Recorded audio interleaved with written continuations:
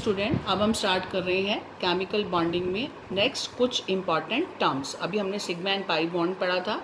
अब आता है कुछ इंपॉर्टेंट टर्म्स के बारे में। बॉन्ड लेंथ किसे कहते हैं?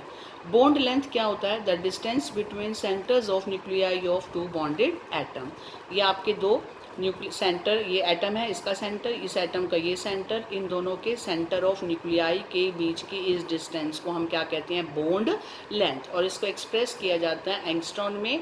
1 angstrom is equal to 10⁻10 metre, right.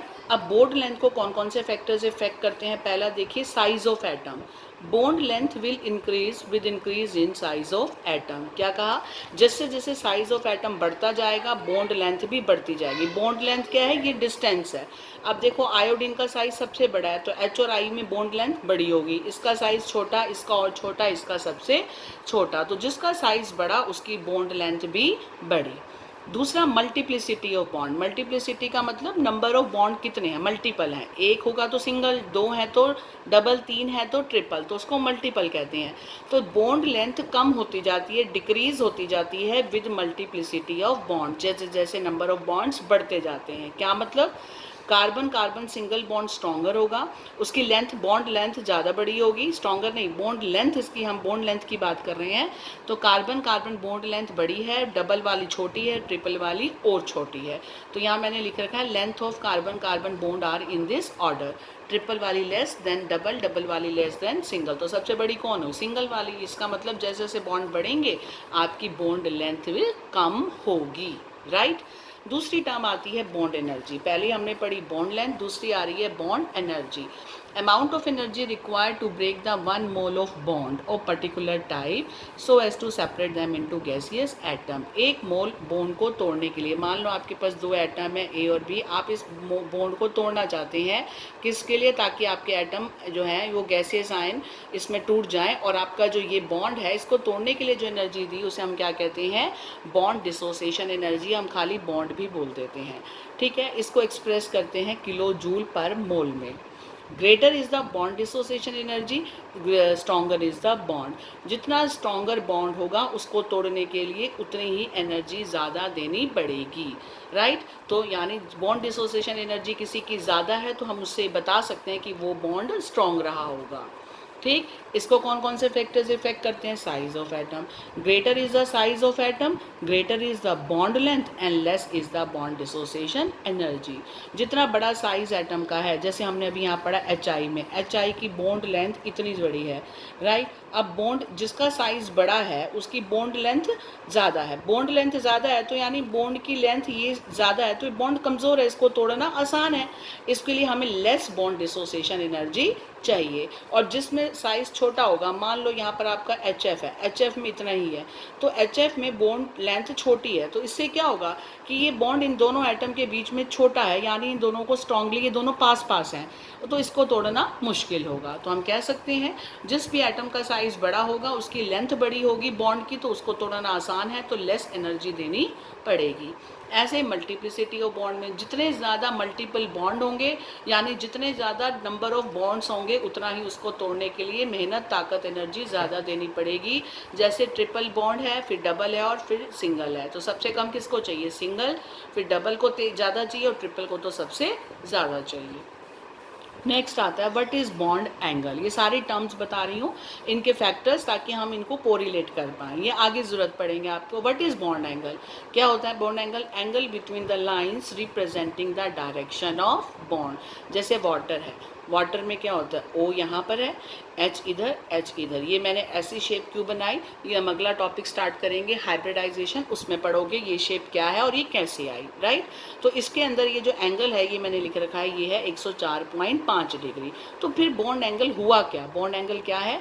ये जो एंगल है ये किसके बीच का एंगल है? ये वाली लाइंस जो बॉन्ड की डायरेक्शन को रिप्रेजेंट कर रही हैं, उन लाइंस के बीच के एंगल को क्या बोलते हैं? Bond angle.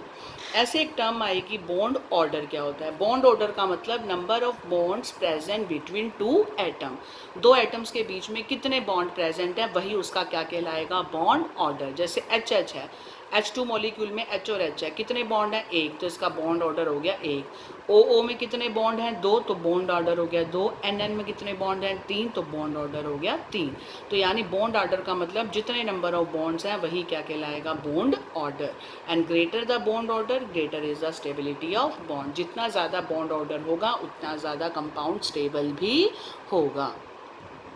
अब टर्म आती है बेटा polar covalent bond and non polar covalent bond. Polar covalent bond क्या होता है? ध्यान से समझ लो। इसके लिए दो अलग अलग एटम होने ज़रूरी हैं, जैसे एक H और एक Cl, एक H एक F। कोई भी दो डिफरेंट एटम होंगे उनके बीच में जो बॉन्ड होगा वो पोलर होगा। कैसे? कहते हैं जब दो एटम अलग अलग हैं उनके बीच में बॉन्ड है तो उन दोनों एटम में से जो ज़्यादा इलेक्ट्रोनेगेटिव होगा, इलेक्ट्रोनेगेटिविटी आप पढ़ चुके हैं पिछले चैप्टर में, जो ज़्यादा इलेक्ट्रोनेगेटिव होगा वो इलेक्ट्रॉन को अपनी तरफ खींच लेगा। कौन से इलेक्ट्रॉन को? जो उन दोनों के बीच में बॉन्ड बनाने के लिए इस्तेमाल हुए हैं, उन्हें कहते हैं शेयर्ड पेयर ऑफ इलेक्ट्रॉन। जो इसने और इसने शेयर करके बॉन्ड बनाया है, इस बॉन्ड के दो इलेक्ट्रॉन हैं, इन दोनों को जो एक इसका जो शेयर्ड पेयर भी कहते हैं, उन पेयर ऑफ इलेक्ट्रॉन को अगर इलेक्ट्रोनेगेटिव एटम जो ज़्यादा पावरफुल था वो अपनी तरफ खींच लेगा तो उस पर आ जाएगा थोड़ा सा नेगेटिव, इसको बोलते हैं पार्शियल नेगेटिव, और जो दे देगा उस पर आ जाएगा पार्शियल पॉजिटिव। यानी दोनों एटम में इलेक्ट्रोनेगेटिविटी में अंतर होने के कारण जो ज़्यादा स्ट्रॉन्ग इलेक्ट्रोनेगेटिव है वो अपनी तरफ खींच लेगा और दूसरा दे देगा, तो उनके अंदर पोलर करेक्टर डेवलप हो जाएगा। पोलर का मतलब दो पोल्स बन जाएंगे, एक पॉजिटिव एक नेगेटिव, उसे कहते हैं पोलर कोवेलेंट बॉन्ड। राइट, यही मैंने सब लिख रखा है। जब दो डिफरेंट एटम जिनमें इलेक्ट्रोनेगेटिविटी डिफरेंस है वो कंबाइन करते हैं, कोवेलेंट बॉन्ड बनाते हैं, तो जो मोर इलेक्ट्रोनेगेटिव होता है दूसरे से वो अट्रैक्ट कर लेता है शेयर्ड इलेक्ट्रॉन पेयर को अपनी तरफ और नेगेटिव चार्ज एक्वायर कर लेता है, और दूसरा पॉजिटिव। तो इन दोनों पोल्स को हम क्या कहते हैं? जिस भी मॉलिक्यूल में ये है पोलर करेक्टर है वो क्या कहलाएगा? पोलर कोवेलेंट बॉन्ड कहलाएगा। तो वो कौन से होंगे? जिनमें डिफरेंट होंगे।